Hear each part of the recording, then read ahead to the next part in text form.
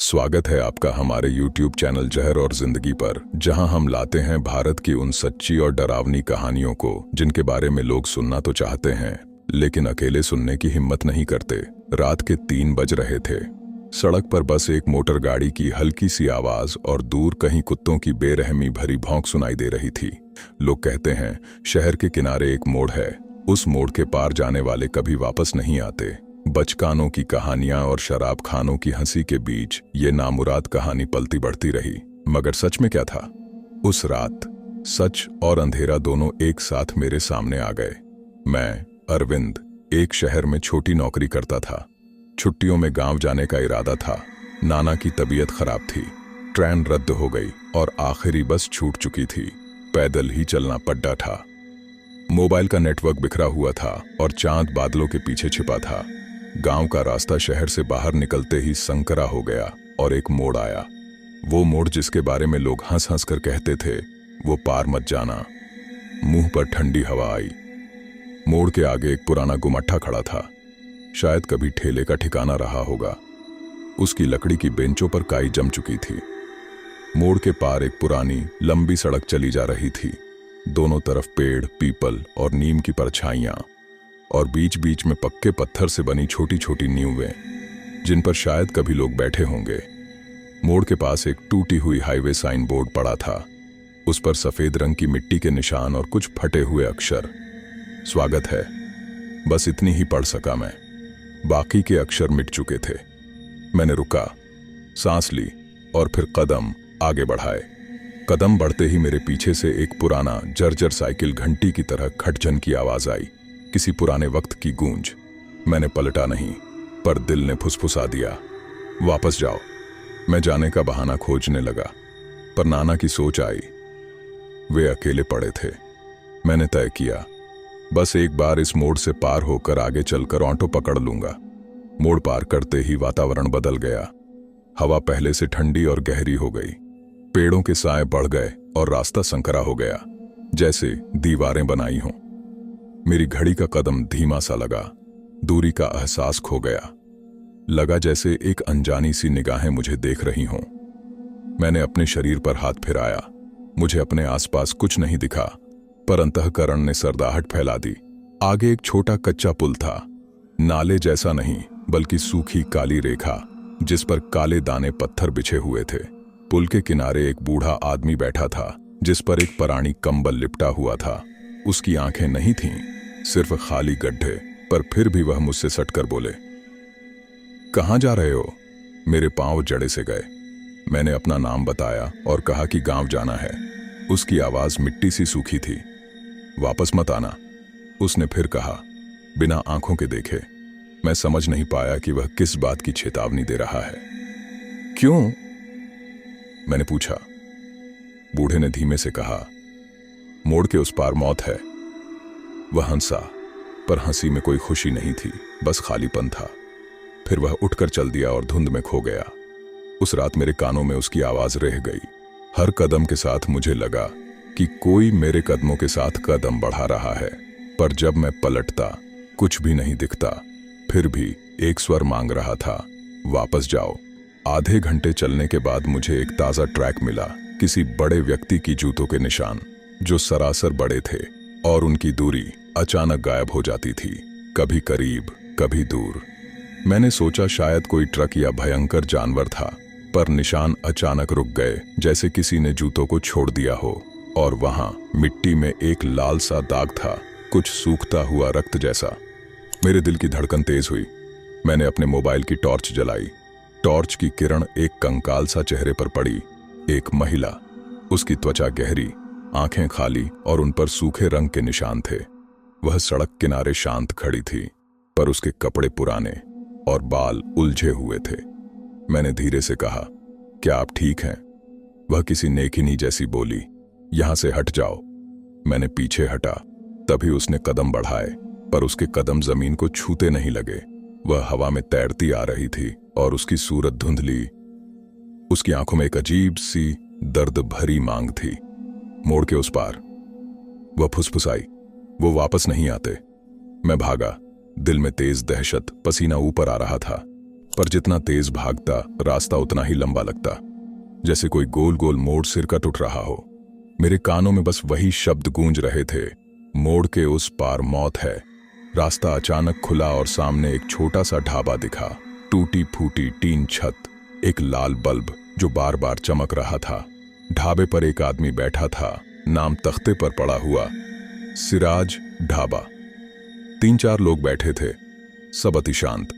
उनके चेहरों पर थकान और किसी अमूर्त पीड़ा की झलक थी। मैंने अंदर झांका और कुछ खाने का ऑर्डर दिया।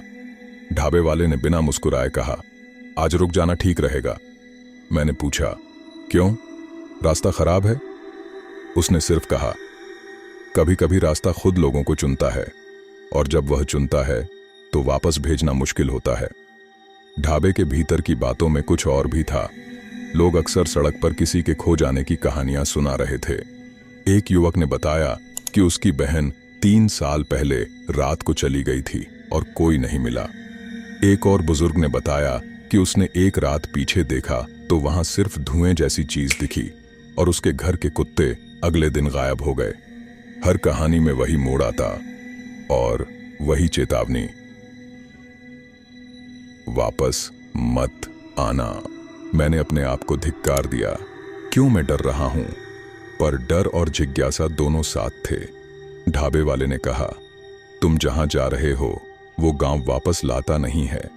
मैंने चुपचाप खाना खाया और पैसा रखा। जब मैं निकलने लगा तो एक छोटा बच्चा मेरे पास आया और फुसफुसाया, माँ कहती है कि उस रात जो भी देखा वही सच होता है। मैंने महसूस किया कि अब या तो मैं डरकर यहीं रुकूंगा या फिर समय पर गांव पहुंचने के लिए आगे बढ़ूंगा, और मैंने आगे बढ़ने का फैसला किया, नाना की याद से मजबूर। रात की छांव गहराती गई, हवा तेज, पेड़ों की सरसराहट चीखती हुई लगी। रास्ता एकदम सुनसान और लंबा हो गया। मैंने देखा एक पुराना स्कूल का बोर्ड था जिस पर लिखा था विद्यालय, मगर अक्षर घुल चुके थे। स्कूल के सामने बच्चों के खेल के झूले जाम से थमे हुए थे। मैं पास गया। झूले पर धूल भरी लकीरें थीं, मानो पहले कोई जख्मी हाथों से खींच भेजा गया हो। अचानक एक बच्ची की खिलखिलाहट सी गूंजी, पर वह वास्तविक नहीं थी।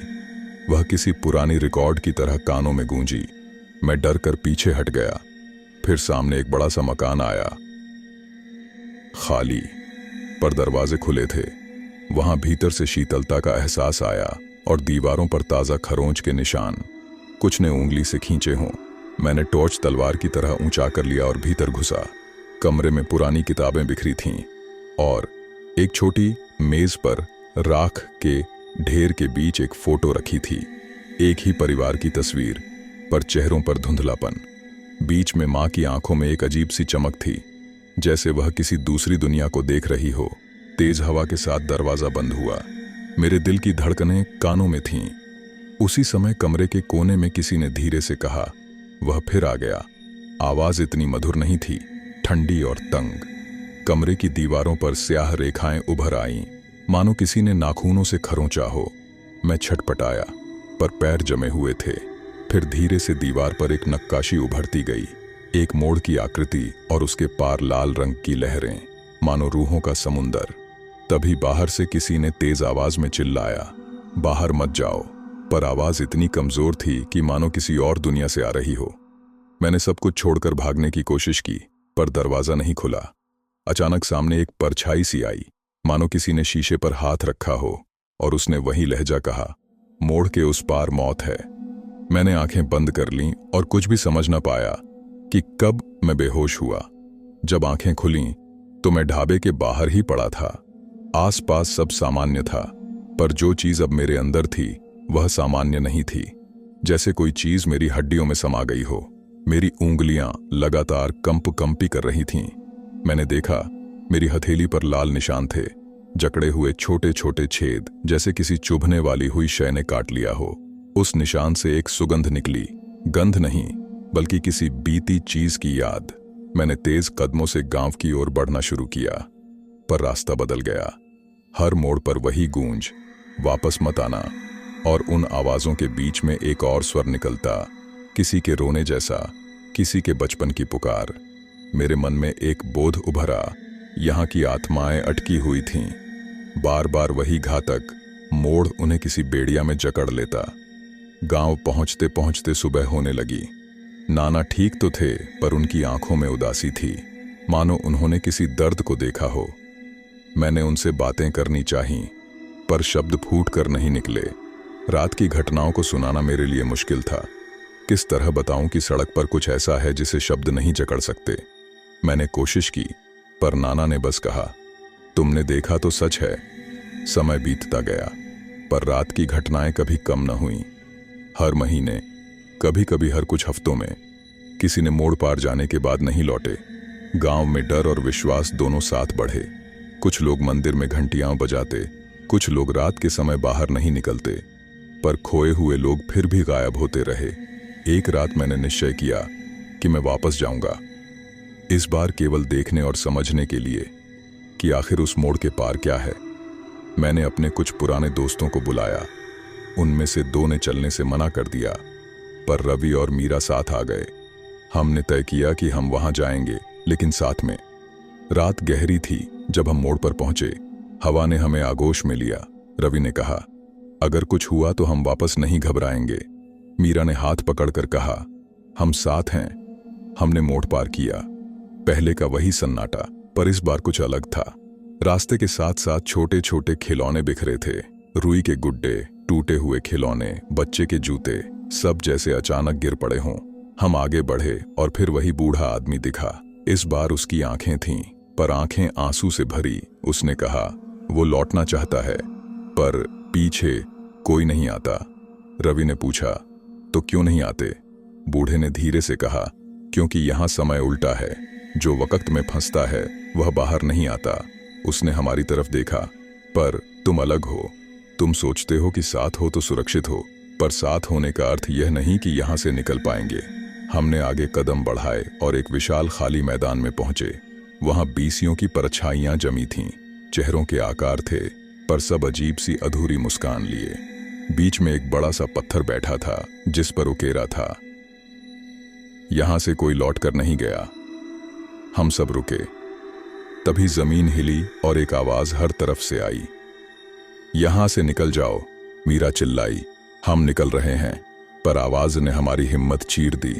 हमने दौड़ लगाई, पर जैसे ही हमने मोड़ छुआ, हवा में जैसे किसी ने सब कुछ दबोच लिया। मेरी दृष्टि धुंधली हुई और फिर मैं ढाबे पर मिला। वही लाल बल्ब, वही चाय की चुस्की। हाथ पर फिर वो निशान थे, पर इस बार निशान नए नहीं थे। वे एक पुरानी कहानी का हिस्सा बन चुके थे। रवि और मीरा साथ थे, पर उनकी आंखों में वही खालीपन था। उन्होंने धीरे से कहा, हमें याद नहीं कि क्या हुआ, पर जो फर्क पड़ा है, समय हमारे लिए उल्टा है। हम तीनों वापस गांव आए, पर हमने एक समझौता किया। उस मोड़ की बात किसी को नहीं बताना, क्योंकि बताने से वक्त और रूहें उभरती हैं। लोग अब भी कहते हैं, मोड़ के उस पार मौत है। कुछ इसे कथा मानते हैं, कुछ जांच परख करके थक जाते हैं, पर जो लोग सच में वहां से गुजरे, वे जानते हैं कि वहां सिर्फ मौत नहीं, बल्कि यादें, अधूरी कहानियां और समय की शिकायतें पड़ी होती हैं। उसे पार कर लेने का मतलब है किसी ऐसी दुनिया से गुजरना जहां वापस आना मुश्किल है। और अगर तुम कभी उस मोड़ पर पहुंचो, सुन लेना, पीछे मुड़कर मत देखना। वहां से भागना ही समझदारी है। मैंने यह कहानी इसीलिए नहीं लिखी कि डर फैलाऊं। मैंने यह लिखी ताकि जो लोग किसी रात वही राह पकड़ने का ख्याल करें, वे समझें कि कुछ रास्ते सिर्फ मंजिल तक ही नहीं ले जाते, वे तुम्हारी आत्मा का हिसाब भी ले लेते हैं। मोड़ के उस पार मौत है, और अगर तुमने कभी वहां से लौटने वालों की आंखों में देखा है, तो तुम समझ जाओगे, वहां से लौटना केवल एक निशान छोड़कर आता है, जो तुमसे हमेशा के लिए चिपक कर नहीं उतरता।